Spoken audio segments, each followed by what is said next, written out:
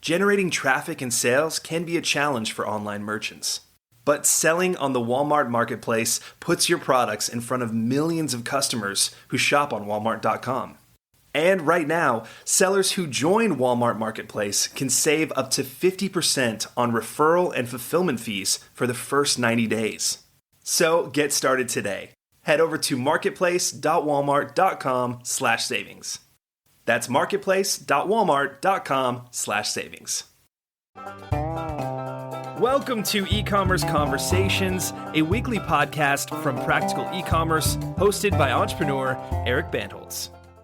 What is going on, Internet? Eric Bandholz back again with another E-Commerce Conversations. Hope all is going well on the other side of the Internet. On the other side of the table from me, Matt. What's up, man? What's up? How you doing, Eric? I'm so happy to be here. Yeah, Love the intro. Yeah, I got to bring the energy. Yeah, absolutely. People know that they're in for a good show. Absolutely. With some good people. Yep. You're not from around here. Why don't you give our listeners, who the heck are you?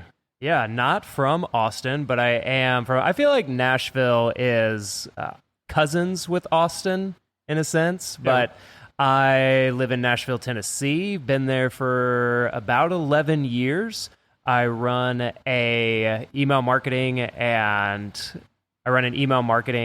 course launch agency called Good People Digital, and we work with creators, we work with e-commerce providers, we build email newsletters and launch them, and usually courses and information products or any other kind of product that you want to sell can be helped with an email newsletter. So that's what I do. I've been in the game for almost 10 years now, so it's pretty fun. It's a good life, and I'm excited to be here. Sweet.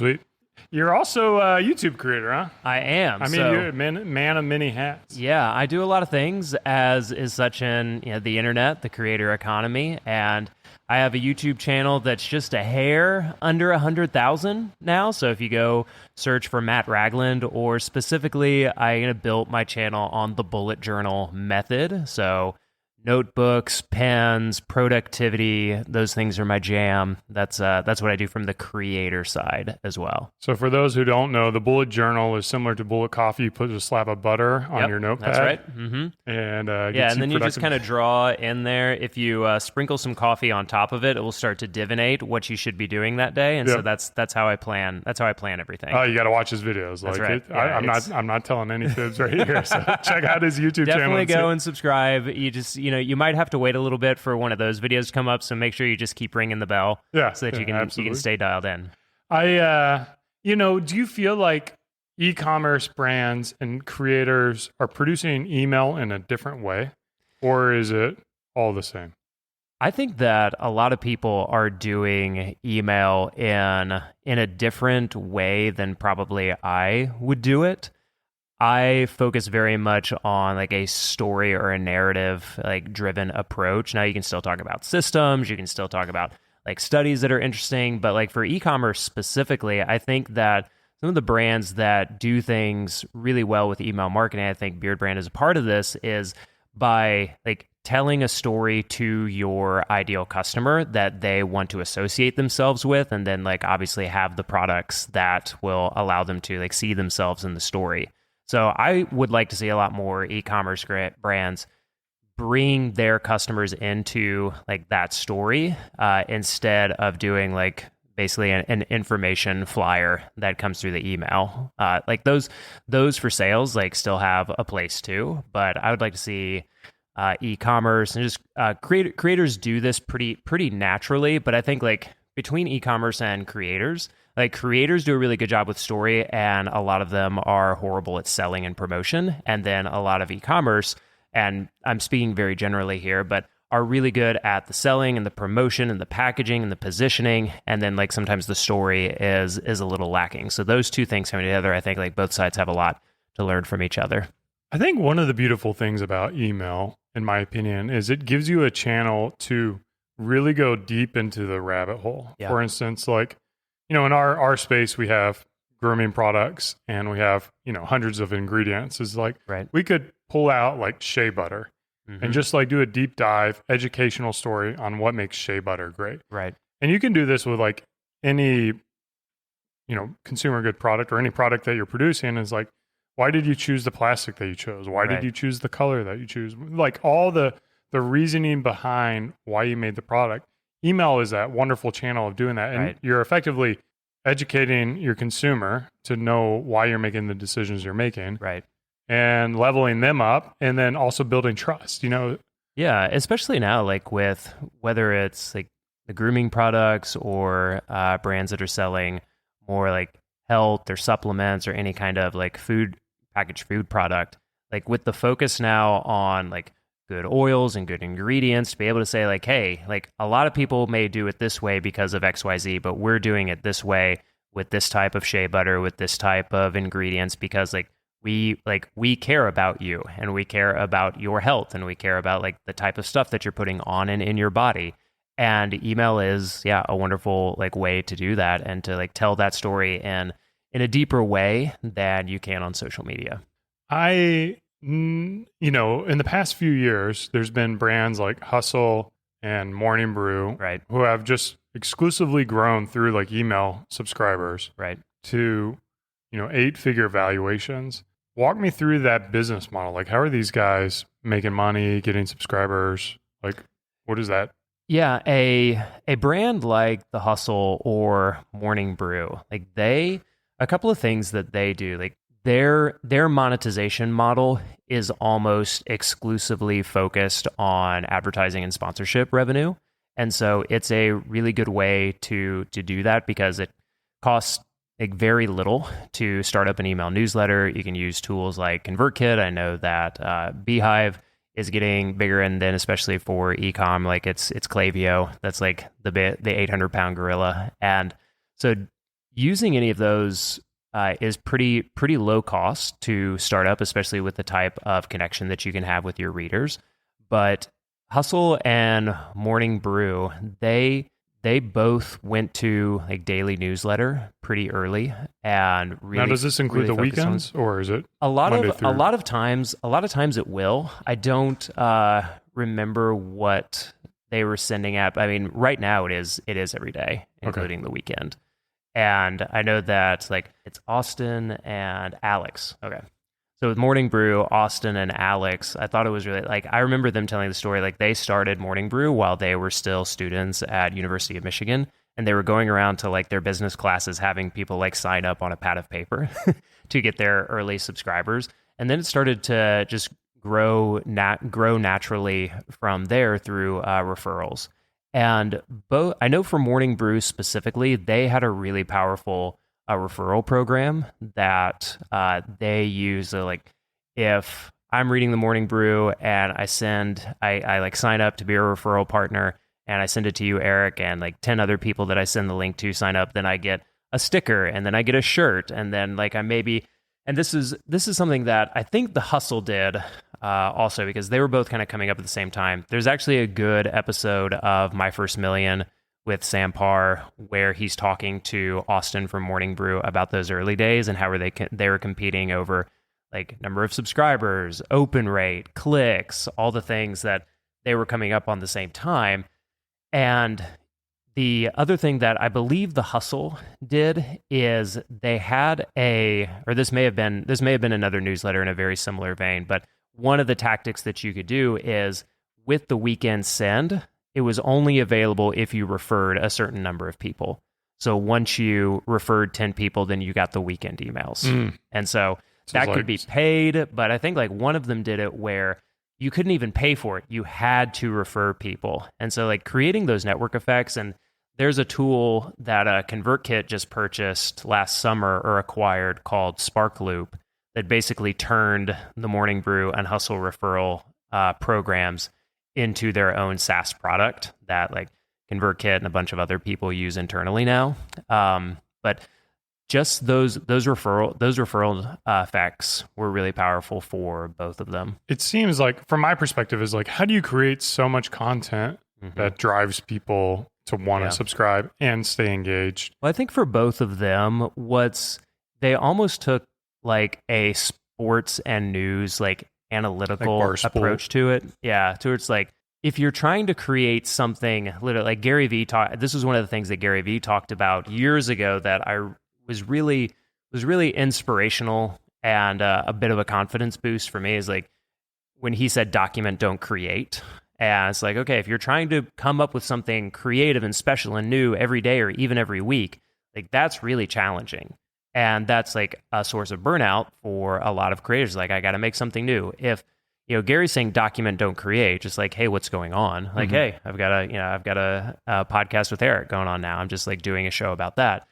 What The Hustle and Morning Brew, and you could even say like The Ringer and Barstool, is they would even say like, don't document, don't create, analyze and talk. Yeah. And that's all they do. And they do it really well. It's entertaining. They've got great personalities. With The Hustle and Morning Brew, it's just like, hey, what happened yesterday? Let's talk about it. What happened in the news? What happened in politics? What happened in business? What happened in the stock market? What happened with startups? Like those are the things that they would talk about every single day. So a very like tight, more like kind of traditionally journalistic style type of like turnaround where like you got to talk about everything within 48 hours and then it all starts over again. Right. So they're just like browsing Reddit. Yeah, it's pretty. So it feels very hectic to me. It's not something that I would personally want to do, but it is like you always have something to talk about because something's always happening. I think of Pat McAfee's done a really good job on YouTube. That's great. Like completely changing sports commentary, I guess. The other thing that Morning Brew and Hustle did really well is they both found good ways to like hack paid acquisition of newsletter subscribers that I don't think many like more traditional newsletters were doing very effectively. Like e-commerce has been great at this for a number of years, but I don't think like more traditional newsletters in the vein of Morning Brew and Hustle really understood it or were able to like the same way that like e-com knew that like when were Facebook ads cheap for e-com? It was like 2015 or like was it even before that? Like you felt like it was free money where like that kind of went away. And for newsletters, the type of subscribers, the type of customers that you could go after on Facebook ads or Google ads or wherever for the type of person that Morning Brew or The Hustle would go after, those were still relatively affordable, especially if then you could turn around like basically your CAC for newsletters is like, what can I get in terms of advertising revenue? And they made that work. They also it's like an arbitrage essentially. They both were also like really good and really early with more like meme-based marketing and GIF-based marketing. Like they both did that exceptionally well. Like Barstool's done that very well also. The Ringer hasn't done that as much. They were just like the force of Bill Simmons' personality, and like his brand has been more than enough to carry the Ringer along. But yeah, for Morning Brew and Hustle especially, like an arbitrage on paid acquisition and then like meme marketing and GIF marketing, like way before and way better than anyone else. Is there anything new in email to take inspiration from, or is it basically just optimization and tweaking and accessorizing with SMS? Yeah, it's a good question. And I do think, like I'll say, this question is where a lot of people get stuck with newsletters and with email marketing in general, is that it still like feels kind of old because it's the oldest thing. It still doesn't feel like it's in vogue enough, even though it's still probably the best, if not one of the best like direct marketing and conversion channels that you can have. But in terms of like doing new things or what's interesting about it, I believe that like story aspect and even making the newsletters as simple as possible, like cutting back on some of the graphics. This doesn't have to be for every single email that you send, but especially like from an e-com perspective, like what are some like more simple emails that look like they're coming like directly from you, Eric, instead of from Beard Brand, the brand? Like that's something where like I think the personal letter style is more popular right now. One of my friends, Greg Eisenberg, he runs a design studio called Late Checkout. He had been doing a not highly designed newsletter, but something that was a little bit more like, hey, cool, cool template, looks good, looks pretty slick.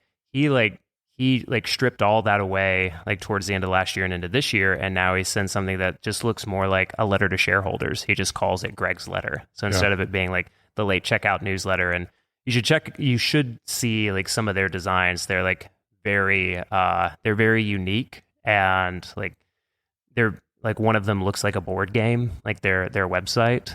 But I would have thought that something that Greg would do would be something like really unique and flashy, but then when he started sending his own personal newsletter again, it was like really like header like from the desk of, I don't think it like says that specifically, but it has more of that like letterhead casual letter to shareholder kind of feel. Yeah.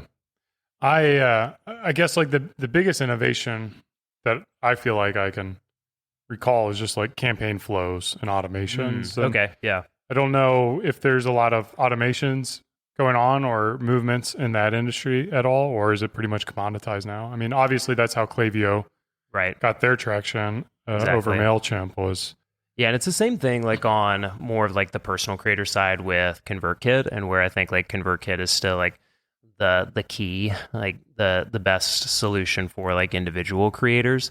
And what Klaviyo did so well and still does, I think better than anyone, is the integration with SMS. And so that was their big thing that they were able to lock in and make like integrated with everything else that they do. Like I think everything else, like you can kind of do it with ActiveCampaign or Drip. And I know like ConvertKit has like an SMS integration, but it's not like the same. Like Klaviyo is just like dialed in and it's all in the same place. And so that is like making those more and more integrated. I would wonder, and you probably know this, you definitely know this a lot better than me, like when do we start to see like more integrations between like Meta Messengers or WhatsApp or like anything like that isn't SMS? Like, I mean, you probably know better. No, are things like that happening? Or not that I'm aware of. I know like I'll get hit up by people selling me stuff, but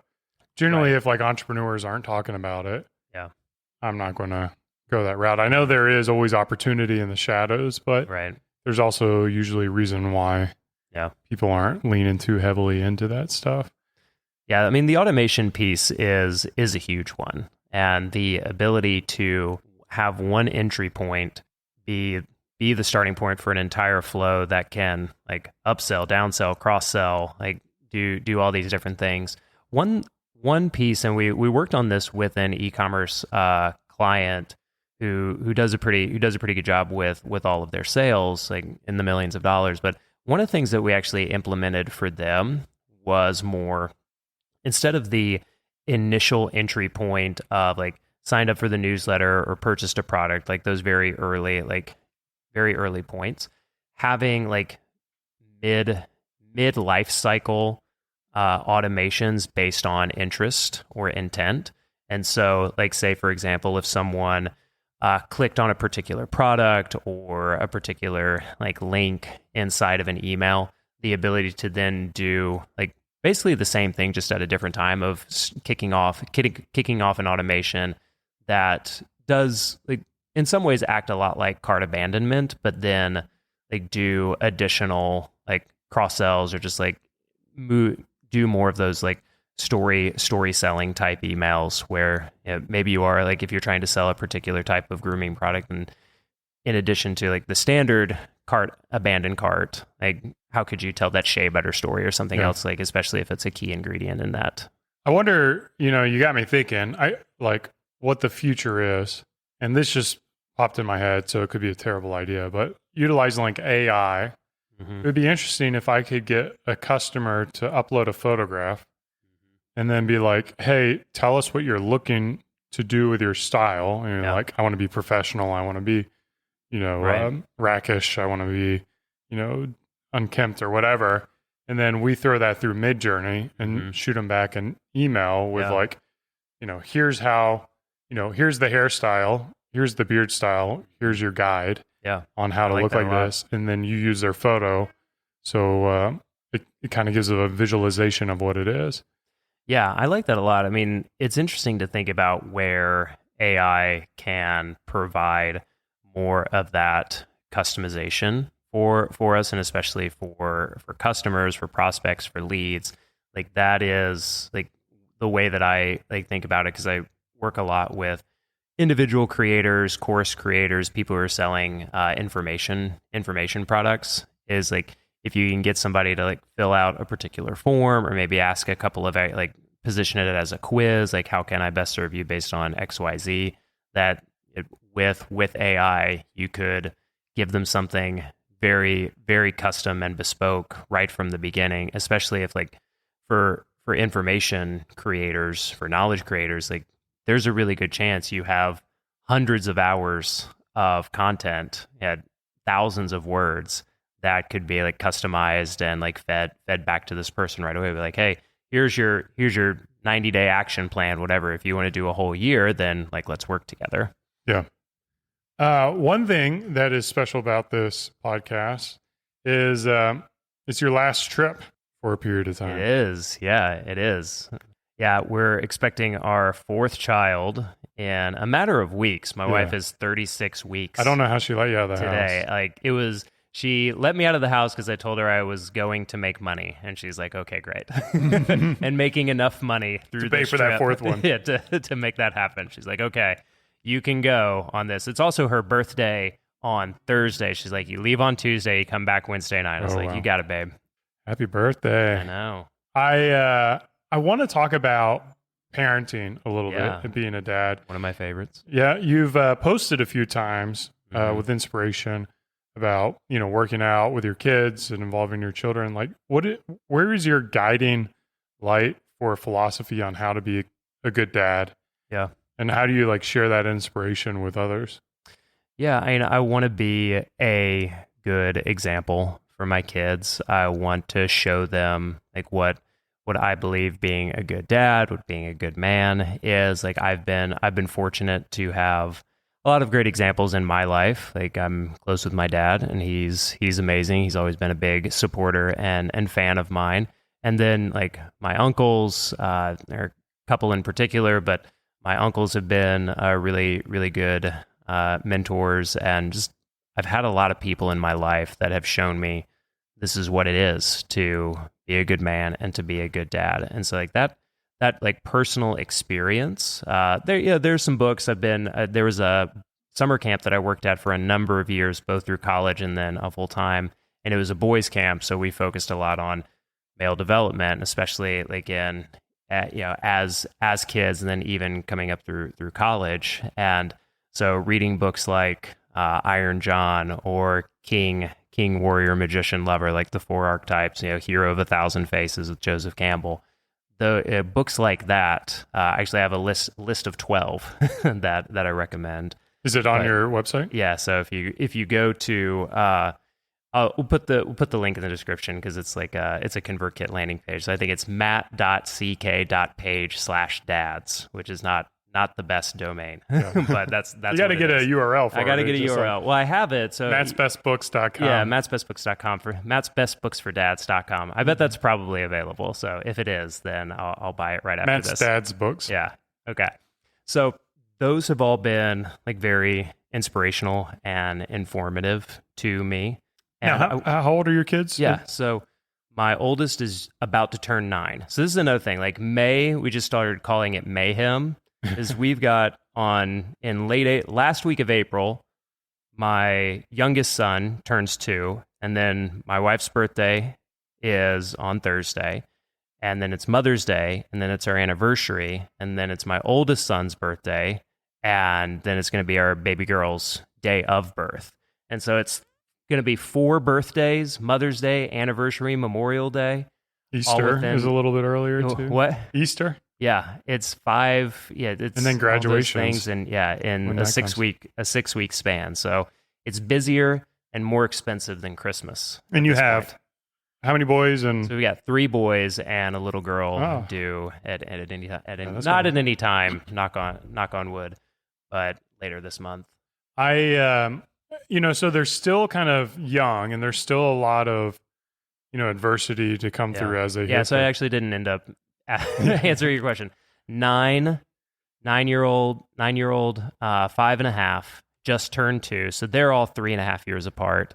And then baby girl will be like 2 years younger. So, so we were talking about your guiding light. You have your list of books that you have. Yep. You know, like with 3 different kids, you know, obviously I would assume you see different personalities. Oh yeah, absolutely. And different struggles. Like have there especially been, between the first and the second. Yeah. Have there been like more, I want to call them problem childs, but childs that test your parental fortitude more than others? I mean, they all do in their own way, of course, but it's interesting to think about like the difference between my first and my second. Like my oldest is like, and I'm the oldest in my family. I'm the oldest of 5 kids, and I can see a lot of similarities, or what I can recall of being a young child myself, where he's like very eager to please. He's very like hardworking. He's like very, very agreeable, like just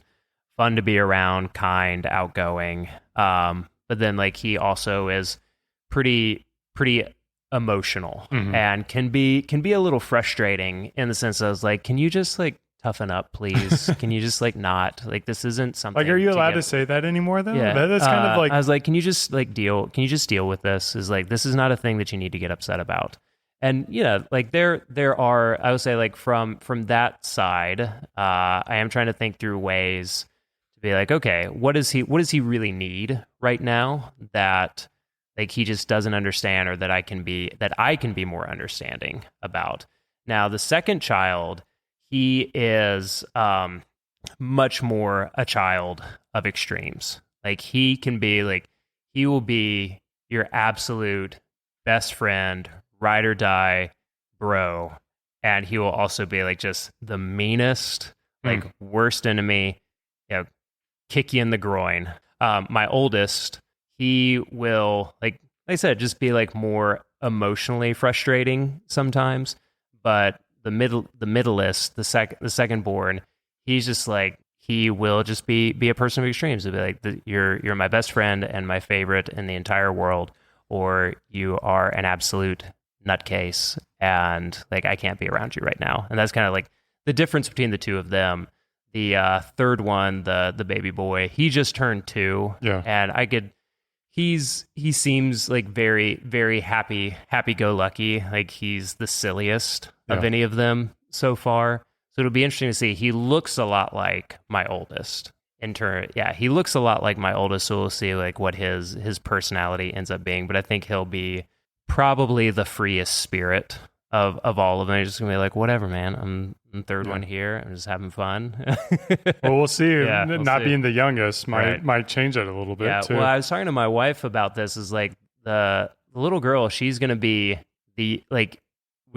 my wife's been really good about this, and like we've both been really interested in child development. But she like read a book about birth order that was really interesting, and we were saying that with our baby girl, it'll be interesting for her because if you are in some ways like she is obviously the baby, but then she's the only girl, so she has some like first child energy by being the first of her gender. But then she also has, in some ways, and she will have eventually, like some only child energy, because at some point towards the end, she will be the only child left in the home. And as being the only girl, like there's just a lot of like interesting things that happen, like with her being the only girl and the youngest. I want to talk about, your role as an entrepreneur, your role as a father, and also your childhood. And I lead this question up talking about like, I grew up in a very traditional environment. My mom was a stay-at-home wife, mom, and then my dad went to work. Yep. And Same then for me. My dad would be involved in like coaching sports and go to my events from time to time, but he wasn't the primary parent in any regard. He would defer to my mom for the majority of things. And then, so I grew up in this like very kind of traditional, like my dad never changed a diaper, so like that kind of environment. Gotcha. And then, we're millennials, or I'm a millennial, and Aren't we like geriatric millennials? Isn't that the term? Have you heard that before? I found it offensive, but yeah. Well, I think I'm like right on the cusp. Born in '81, so okay. like, Yeah, I'm in '83, so like on the edge of millennial Gen X. And so, anyways, like our expectation was like to be very involved with kids. I feel like we're changing diapers. You know, we're sharing responsibilities in the house. Mm-hmm. You know, how do you feel? Do you feel drawn to one way or the other, or have you struggled with these roles? Do you feel connected to certain roles? It's a really good question. I don't think this conversation happens very often. Is my parents were very similar to that. My mom always stayed at home. She didn't have a job outside of the house through all 5 kids. She also homeschooled all of us through, I think the earliest any of us went to school was 7th grade. I didn't go full time until 10th grade. You can imagine. I was like, that was a bit of a shock. But like my dad, like very similarly, he worked 2 jobs most of the time. He was very busy, but he also he played with us a ton. I can't recall what his diaper changing habits were like. I can't say because I was 12 years older than my baby sister, I remember changing her diapers when I was 13, because part of it was my mom was like, hey, we got some other stuff going on over here. If you could take care of that. And I was like, oh, okay. And like I said, I was eager to please, kind of young lad. And so I think I became pretty comfortable with it because of my birth order and how I was helping out even when I was still at home. And that was an expectation. It was something that I've never minded, that element of it. It's never something that I've pushed back on in terms of the care side. That being said, 2 years ago, right around when our youngest son was born, we had a very specific conversation about hey, I'm my job is to go make money. That is my job, and your job is to be home. And I didn't deliver it quite that, hopefully you said to lead the family, yeah, that's right. From the home. And so that's what my wife wanted to do. Also, she's she's a trained nurse. She's an RN. She can go get a job anywhere, anytime. But she said what I really feel led to do and called to do and a desire to do right now is to be home with the boys and then with the girl as well. And so that was a decision that we came to together. And so that means that one of the outcomes of that conversation and of that decision was that I stopped working from home.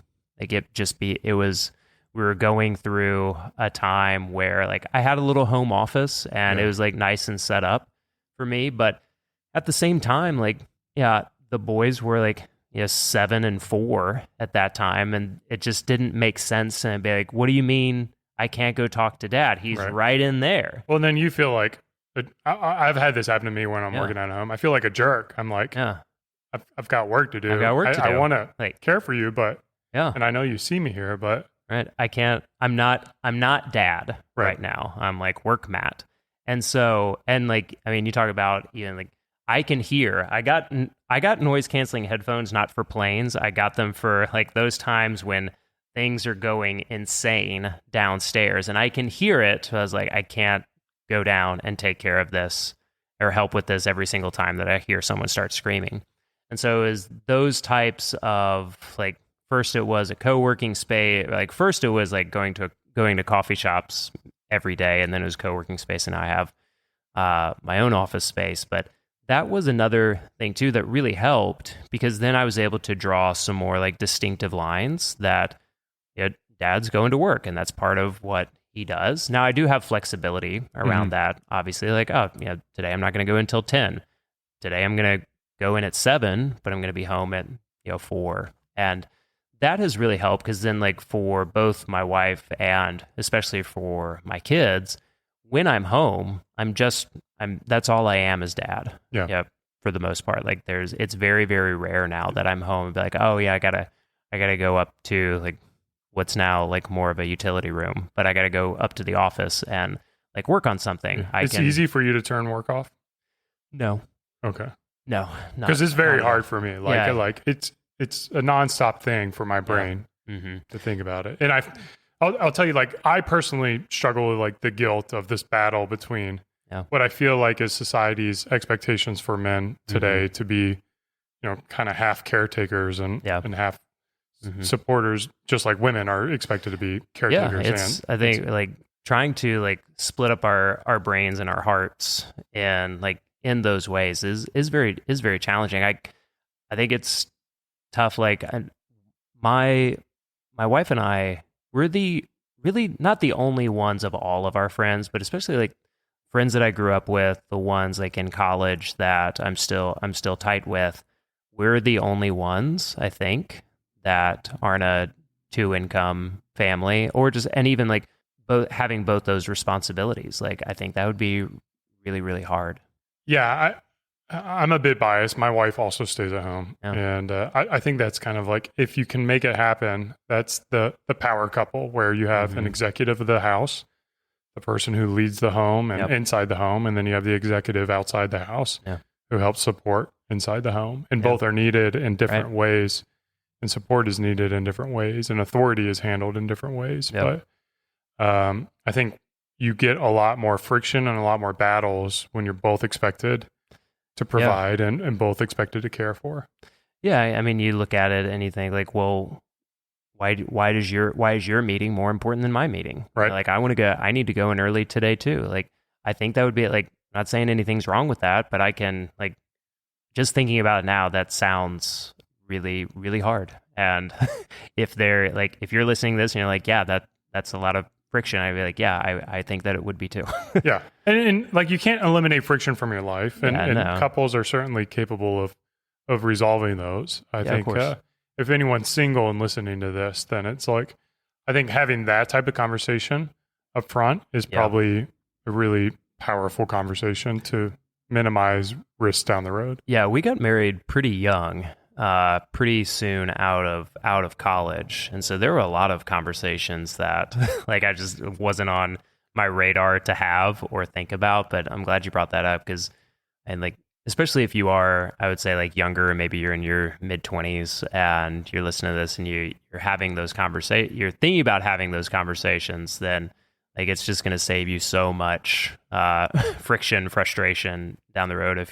This does kind of go for, these types of conversations in any type of way. Like the hard conversations that you can have early saves you so much pain down the road. Yeah. I think we could probably just create our own dad cast and go down a long line of we could. I would like that. Where can people follow you to learn more about your dad styling and parenting tips, or to learn about your email services? Yeah, so if you go to the best way to find out more about our email services, one way to do it is to go to automaticevergreen.com.